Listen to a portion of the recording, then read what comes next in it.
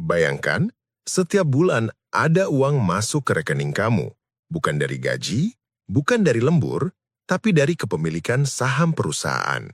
Perusahaan itu bekerja, mencetak laba, lalu membagikannya sebagai dividen. Kita buat sederhana, 1 juta per bulan. Kedengarannya seperti mimpi, tapi pertanyaannya bukan bisa atau tidak, melainkan berapa modal yang dibutuhkan dan bagaimana memulainya tanpa salah langkah. Karena di akhir video ini, kita akan hitung dengan yield 4%, 6%, sampai 8%, berapa modal realistis untuk mencapainya. Masalahnya, banyak orang ingin digaji saham tapi salah paham. Banyak yang mengira dividen itu pasti bulanan, padahal mayoritas saham di Indonesia tidak seperti itu. Ada yang setahun sekali, ada yang 2 kali. Jadi target 1 juta per bulan sebenarnya berarti 12 juta per tahun. Inilah kesalahan pemula. Fokus pada kata sebulan, padahal yang benar adalah membangun arus kas dividen tahunan yang konsisten. Sekarang, kita di April 2026, momen relevan karena banyak perusahaan mulai membagikan dividen setelah laporan 2025 selesai. Artinya, ini bukan teori, tapi kondisi nyata. Tapi di musim seperti ini, banyak pemula tergoda membeli saham hanya karena yield tinggi. Padahal yield besar belum tentu aman. Bisa jadi karena harga turun atau dividennya tidak berulang. Disinilah pentingnya memahami resiko sejak awal.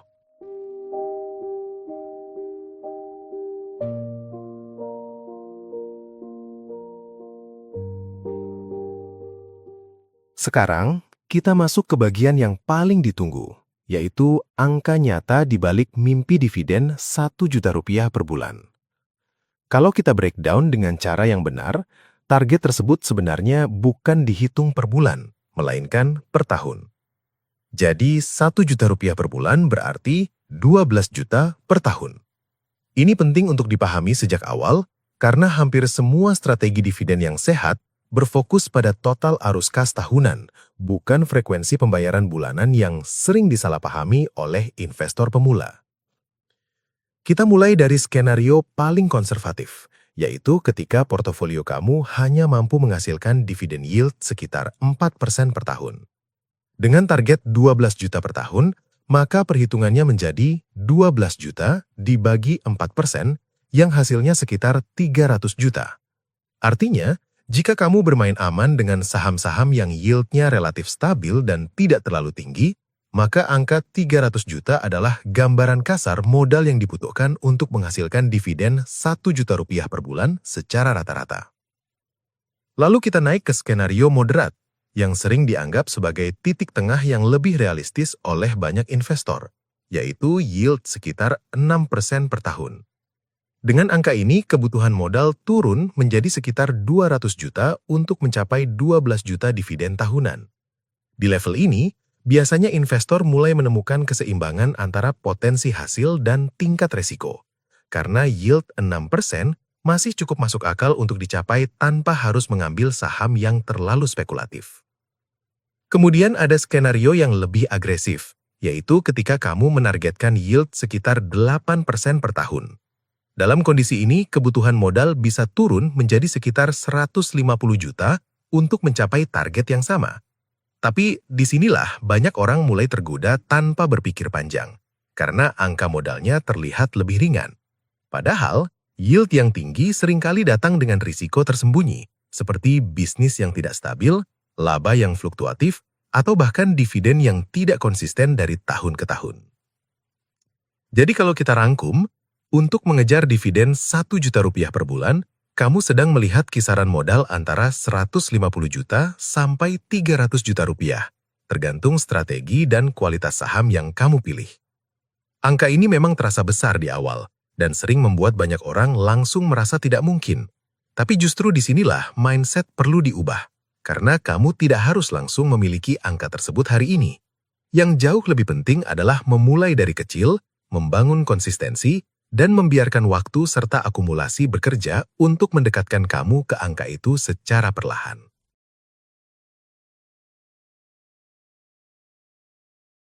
Kalau angka 150 juta sampai 300 juta tadi terasa terlalu besar, jangan langsung mundur.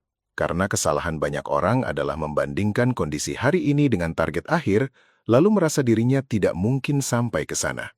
Padahal strategi dividen bukan permainan sekali setor lalu langsung hidup dari passive income. Ini adalah permainan akumulasi. Kamu tidak harus punya ratusan juta hari ini. Yang kamu butuhkan adalah titik awal yang jelas, kebiasaan menabung investasi yang konsisten, dan target kecil yang bisa kamu kejar tanpa membuat hidupmu terasa tercekik. Daripada langsung mengejar dividen 1 juta rupiah per bulan, mulai dulu dari target yang jauh lebih kecil, misalnya 100.000 per bulan. Mungkin angka ini terdengar tidak keren, bahkan terasa kecil jika dibandingkan dengan biaya makan, bensin, atau tagihan bulanan. Tapi secara strategi, 100.000 per bulan dari dividen adalah bukti pertama bahwa aset kamu mulai bekerja. Dari sini mindset kamu mulai berubah, karena kamu sadar bahwa uang bisa masuk bukan hanya dari tenaga, waktu, atau pekerjaan aktif, tetapi juga dari kepemilikan aset yang kamu bangun sedikit demi sedikit. Sekarang kita hitung sederhana. Kalau target awal kamu adalah dividen Rp100.000 per bulan, berarti kamu hanya perlu mengejar 1,2 juta per tahun. Jika portofolio kamu menghasilkan yield rata-rata 6% per tahun, maka modal yang dibutuhkan adalah sekitar 20 juta rupiah. Angka ini jauh lebih masuk akal dibanding langsung membayangkan 200 juta rupiah. Dan 20 juta rupiah pun tidak harus terkumpul dalam satu waktu. Bisa dibangun bertahap dari tabungan bulanan, bonus kerja, keuntungan usaha, atau uang kecil yang sebelumnya habis tanpa arah. Setelah target Rp100.000 per bulan tercapai, barulah kamu naik ke anak tangga berikutnya, Rp250.000 per bulan, lalu Rp500.000 per bulan, sampai akhirnya mendekati Rp1 juta per bulan. Inilah cara berpikir yang lebih sehat, bukan mengejar hasil besar secara instan, tapi membangun sistem yang bisa terus diperbesar. Karena investor dividen yang hari ini menerima jutaan rupiah per bulan, kemungkinan besar dulu juga pernah menerima dividen kecil yang jumlahnya tidak terlihat menarik. Bedanya, mereka tidak berhenti di angka kecil itu. Mereka reinvest, menambah modal, dan membiarkan waktu bekerja. Jadi kalau kamu mulai dari nol, fokus pertamamu bukan langsung hidup dari dividen, tetapi membuat dividen pertama masuk ke rekeningmu. Sekecil apapun nominalnya, momen itu penting, karena disitulah kamu melihat bukti nyata bahwa aset bisa menggajimu. Setelah itu, tugasmu adalah mengulang prosesnya.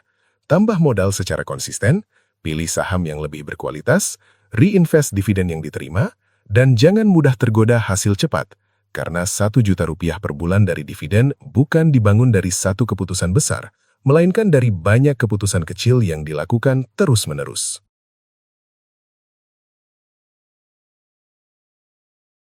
Saham dividen yang dicari bukan sekadar yang terlihat memberikan yield besar dalam 1 tahun terakhir. Investor dividen perlu melihat bisnis di balik saham tersebut dengan lebih dalam, karena dividen berasal dari laba dan arus kas perusahaan, bukan angka yang muncul tiba-tiba. Jadi pertanyaan utamanya bukan hanya yield-nya berapa, tetapi apakah perusahaannya benar-benar mampu menghasilkan keuntungan secara konsisten. Karena kalau labanya tidak stabil atau mudah turun, maka dividen juga beresiko tidak berulang di tahun berikutnya. Kriteria pertama adalah konsistensi laba dari waktu ke waktu. Perusahaan yang sehat biasanya mampu mencetak keuntungan setiap tahun, meskipun kondisi ekonomi sedang tidak ideal. Tidak harus selalu naik drastis, tapi minimal stabil dan tidak mengalami penurunan tajam. Ini menunjukkan bahwa bisnisnya masih kuat, produknya masih dibutuhkan, dan manajemennya mampu menjaga kinerja, sehingga peluang dividen dibagikan secara rutin menjadi lebih besar. Kriteria kedua adalah arus kas yang sehat dan nyata. Laba di laporan keuangan belum tentu sama dengan uang tunai yang benar-benar tersedia di perusahaan. Ada perusahaan yang terlihat untung di atas kertas, tapi arus kas operasionalnya lemah atau bahkan negatif. Padahal dividen dibayar dari uang nyata. Jika arus kas kuat, utang terkendali dan bisnis menghasilkan cash flow stabil, maka peluang perusahaan membayar dividen secara konsisten menjadi jauh lebih masuk akal. Selanjutnya adalah riwayat dividen dan payout ratio yang sehat. Perusahaan yang rutin membagikan dividen selama beberapa tahun biasanya lebih menarik dibanding yang hanya sekali membayar besar lalu hilang. Tapi tetap perlu dicek apakah dividennya dibagikan secara wajar. Jika payout ratio terlalu tinggi, perusahaan bisa kehilangan ruang untuk ekspansi atau menghadapi kondisi sulit, sehingga dividen ke depan menjadi tidak aman. Terakhir, perhatikan apakah bisnis perusahaan masih relevan untuk beberapa tahun ke depan. Investor dividen tidak hanya membeli untuk kondisi hari ini, tetapi berharap mendapatkan arus kas jangka panjang yang stabil. Jadi hindari hanya melihat yield tinggi tanpa memahami arah bisnisnya. Perusahaan dengan laba stabil, arus kas sehat dan bisnis yang tetap dibutuhkan biasanya lebih layak dipilih sebagai sumber dividen yang berkelanjutan.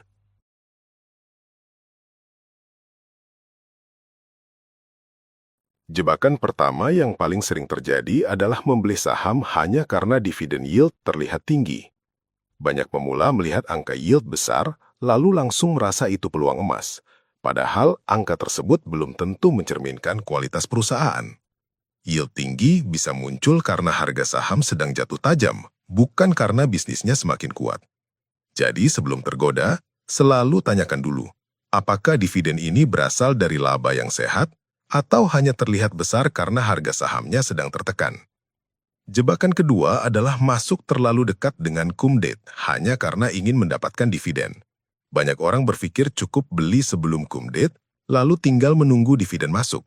Secara teknis memang terlihat sederhana, tetapi resikonya sering diabaikan. Menjelang cum date, harga saham bisa saja sudah naik lebih dulu karena banyak investor mengejar dividen. Akibatnya, kamu masuk di harga yang kurang menarik dan ruang keuntungannya menjadi semakin sempit.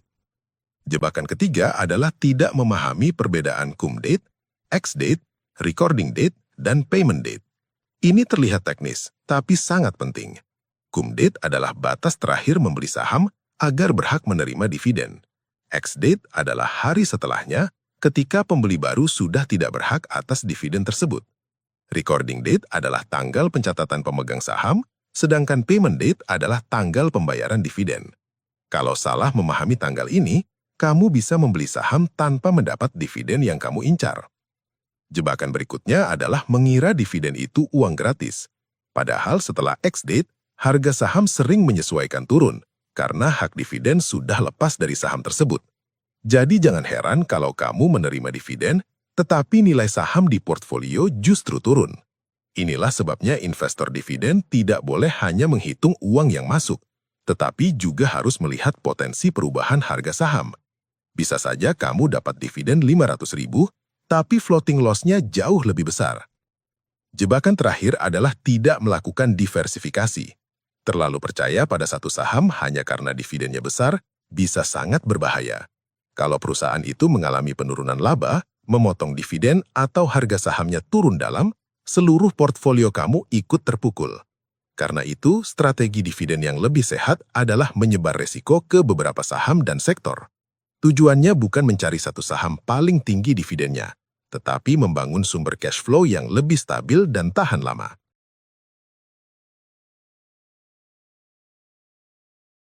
Kalau kita bicara strategi portofolio dividen, pendekatannya tidak bisa asal pilih satu atau dua saham, lalu berharap semuanya berjalan sesuai rencana. Investor dividen yang serius biasanya membangun portofolio dengan cara berpikir seperti membangun sumber penghasilan jangka panjang, bukan sekedar kumpulan aset. Artinya, fokus utamanya adalah bagaimana arus kas bisa tetap mengalir secara stabil dan bertahan, meskipun kondisi pasar berubah dari waktu ke waktu. Kesalahan yang sering terjadi adalah menaruh seluruh dana di satu saham yang terlihat paling menarik pada saat itu saja.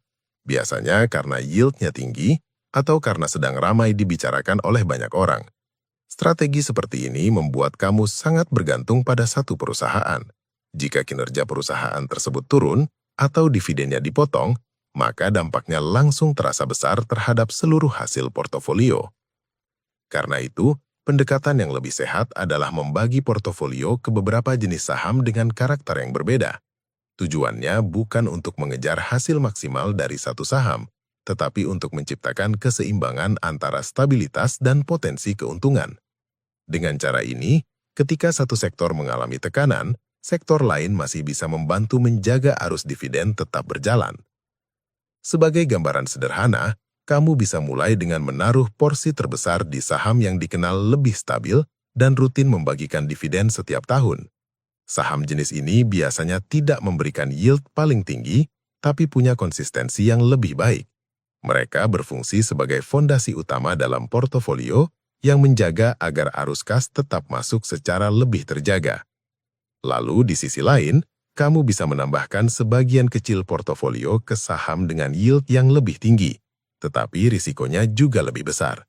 Disinilah potensi tambahan hasil bisa muncul, tetapi tetap harus dikontrol porsinya agar tidak mendominasi keseluruhan portofolio. Dengan kombinasi seperti ini, portofolio dividen kamu tidak hanya mengejar hasil besar, tetapi juga dibangun untuk bertahan lebih lama.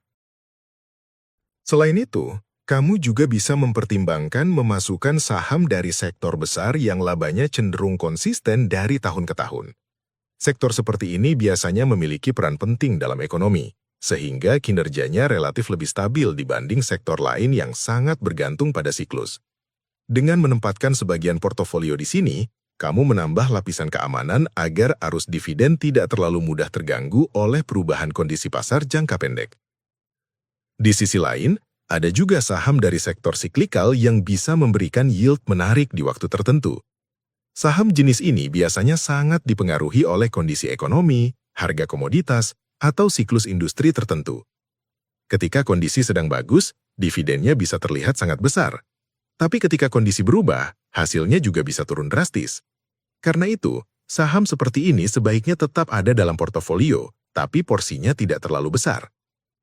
Selain membagi ke beberapa jenis saham, penting juga untuk menyisakan sebagian dana dalam bentuk cash atau dana menganggur. Banyak investor melewatkan bagian ini karena ingin semua uang langsung bekerja. Padahal, memiliki cadangan cash memberi fleksibilitas untuk masuk ketika harga saham bagus, terutama saat pasar sedang turun. Dengan begitu, kamu tidak hanya menunggu dividen, tetapi juga punya peluang memperbesar portofolio di momen yang tepat. Strategi portofolio dividen yang baik bukan tentang mencari komposisi yang sempurna sejak awal, tetapi tentang membangun struktur yang bisa terus disesuaikan seiring waktu. Seiring pengalaman bertambah, kamu akan mulai memahami mana saham yang lebih stabil, mana yang terlalu berisiko, dan mana yang layak ditambah porsinya. Proses ini tidak instan, tapi justru disitulah kekuatan strategi jangka panjang terbentuk. Pada akhirnya, tujuan dari membangun portofolio dividen adalah menciptakan mesin penghasil cash flow yang tidak bergantung pada satu sumber saja. Dengan kombinasi saham yang stabil, saham dengan potensi hasil lebih tinggi, dan cadangan dana untuk peluang baru, kamu menciptakan sistem yang lebih seimbang, bukan hanya mengejar dividen besar hari ini, tetapi memastikan arus kas itu tetap bisa kamu nikmati dalam jangka panjang.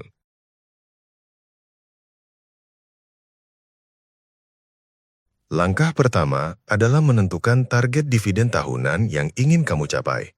Jangan mulai dari angka yang terlalu besar sampai membuat kamu takut bergerak. Kalau 12 juta per tahun terasa jauh, mulai dari 1,2 juta per tahun dulu, atau setara 100.000 per bulan.